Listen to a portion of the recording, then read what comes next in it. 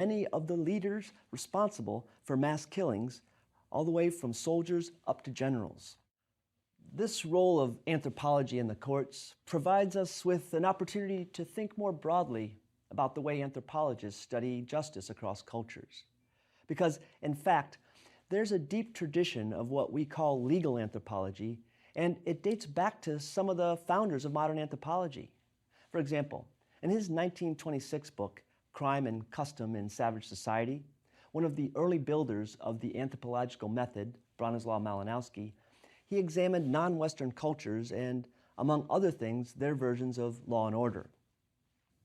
And as we learned in our previous discussions on race, culture, and religion, social Darwinism had a profound influence upon early anthropologists and their ideas about the history and diversity of human cultures.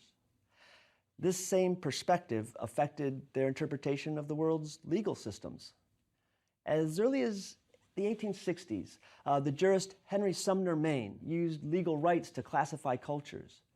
Specifically, he distinguished between societies in which legal rights are based on contractual agreement versus class or social status. But it's classic legal anthropology that gives us a clear view of this ranking system. E. Adamson Hebel studied the legal systems of a number of world cultures. He checked out the Cheyenne, the Comanche, the Shoshone, the Pueblo, and even Pakistani legal systems.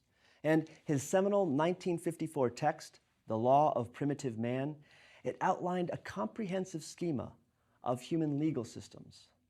And Hebel ranked each on their complexity and, believe it or not, their perfection.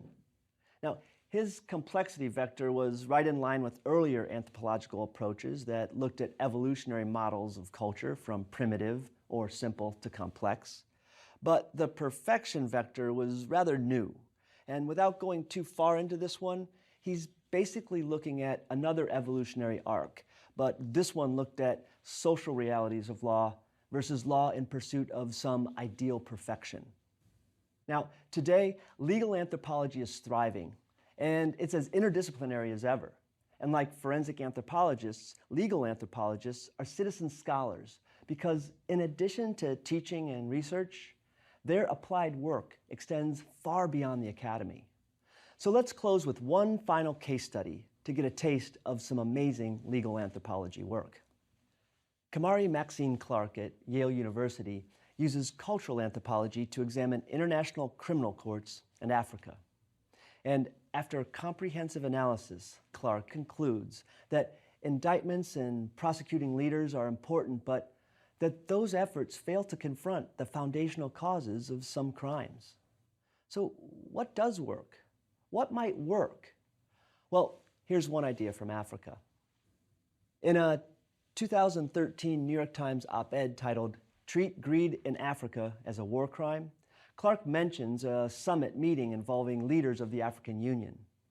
And it was in that meeting, she notes, that AU leaders proposed expanding the power of the African Court on Human and People's Rights. Specifically, AU leaders called for expanding corporate criminal liability for the illicit exploitation of natural resources and for trafficking in hazardous waste.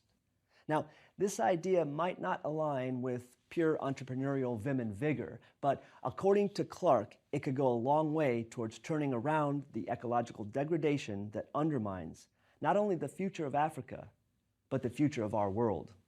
And now, Clark's second idea, the big one, is that the post-colonial complexities of cross-cultural justice and human rights, they're incompatible with the International Criminal Court based in The Hague.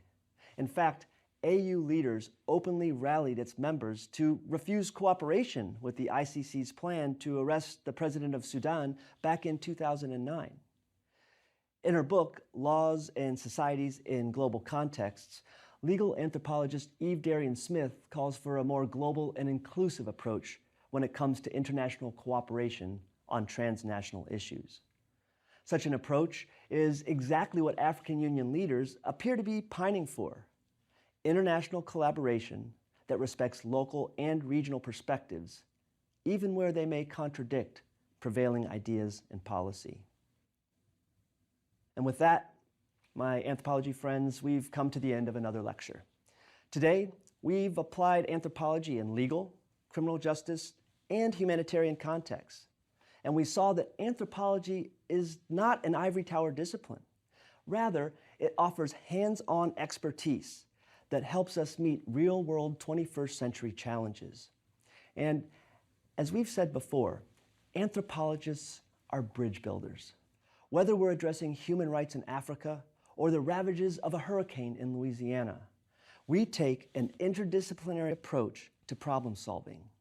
And that interdisciplinary mindset, well, that's the strength that supports our anthropological mission to connect different ways of thinking about humankind and the world that we live in.